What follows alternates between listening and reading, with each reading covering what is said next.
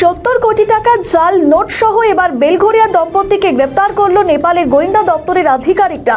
কামারহাটি পৌরসভার 21 নম্বর ওয়ার্ডের অন্তর্গত বেলঘরিয়ার শরৎপল্লী এলাকার আবাসনে থাকত দীপা ধর নামে এক মহিলা। দক্ষিণ 24 পরগনার সোনারপুরের হরিনাভি এলাকার, যেখানে অরিন্দম ধরের সঙ্গে বিয়ে হয় দীপার। স্বামী স্ত্রী দুজনে যায় 2024 সালে নেপালে, আর সেই নেপালে 70 কোটি টাকা জাল নোট সহ দম্পতিকে গ্রেপ্তার করল নেপাল পুলিশের গোয়েন্দা দপ্তর।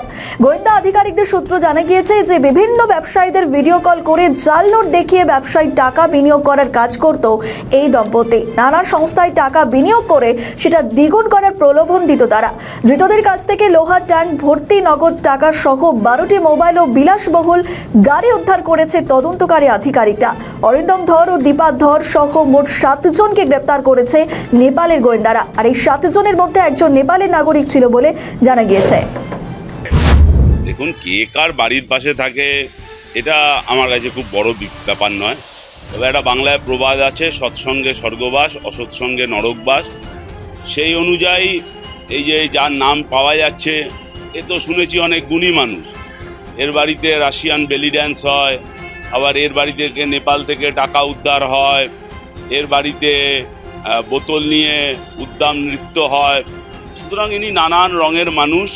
এখন এই রঙে রসদ দিতে এই যে লক্ষ লক্ষ কোটি কোটি টাকা দরকার হয়, এবং সেই টাকা